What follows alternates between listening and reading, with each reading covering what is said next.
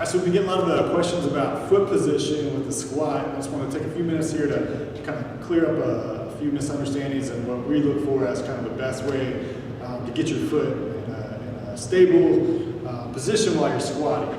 So a lot of times what we see as people go down is that their weight is actually on the inside of their foot, but really we want it to be on the outside of the foot. So in the shoe, when they're in the shoe, it might be hard to tell if they're diving in or not. So if you have someone who might be struggling or might be falling into this, I think a good idea is to kind of take your shoes off and maybe even your socks off, kind of see what's going on at the foot. Okay, so I have a fairly normal arch, meaning I don't dive really far in when I'm at rest, and I don't have a super high arch either, so I have a fairly normal foot. But what we see as we squat is a lot of people, even with a normal foot, as they get down, you'll see their kind of foot rolling in. And often that happens at the same time as their knee collapsing in and then their hip going into internal rotation and abduction, or this whole kind of, we call it medial collapse. But often it can start at the hip, but it can also start down here at the foot. So what we're going to talk about today is just like a stable foot position. What does that look like? So what we want is some people call it a 3 points of contact position. There's a lot of different terms for it, but basically we want to try to create this arch in our foot, but we don't want to go so high that our big toe is coming off the ground. So a lot of people who are really focusing on pushing out, their whole foot's going to come off the ground. And obviously if we're squatting, it's not going to be very stable. Okay, so we want to have an arch. Okay, we want to keep that arch, have some space between your arch and the ground, but we don't want the big toe to be coming up off. Okay, so we want to strive to maintain that. So again, what happens here could be dictated by the knee position and the hip position, or vice versa. So as I'm squatting, if I go down and I'm able to maintain that nice arched position, then great, I have a good, strong, stable base. But say I like to be really wide in my stance and really turned out, I might not have the hip mobility to get my knee out far enough, and I might go into this kind of collapsing position. And that's what we'll see with some of our power lifters or people who are just have some mobility issues at the hip, is that they're so turned out is that their foot dives in.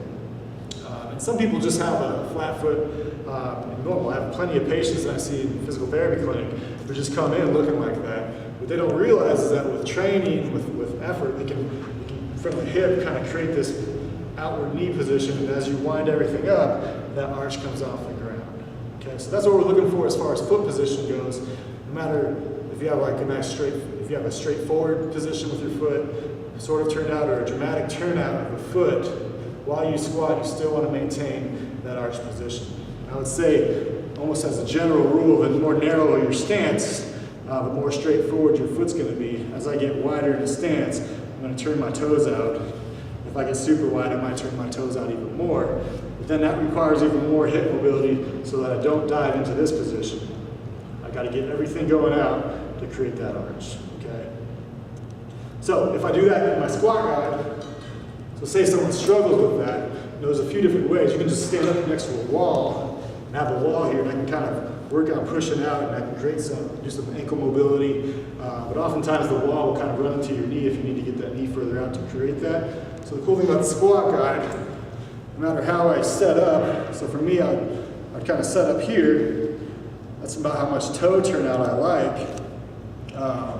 So as I push out, I can kind of hinge my foot off of this outside rail, and I can create that arch. So one mobility exercise I can do just in the squat guide is just work on my ankle and foot mobility by using this as a way to hinge or mobilize my ankle, and I can work on getting into there so that as I go down into my squat, I can push off. Some people are extremely tight. What you'll notice is as they squat, their feet start to turn out. So two things could be happening. One, they don't have the ankle mobility to get down low enough, and that causes them to turn out.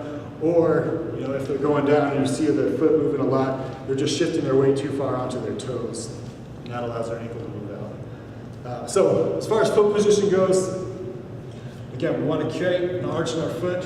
No matter how much turnout you have, whether you're straightforward or really ducked out with your feet, you want to maintain that arch so that up the chain things look good. If you're diving in here, there's no doubt that your knee's starting to dive in, your hips diving in, and you're not going to look great or squat with very much proficiency.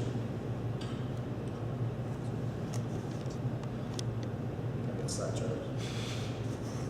I tried to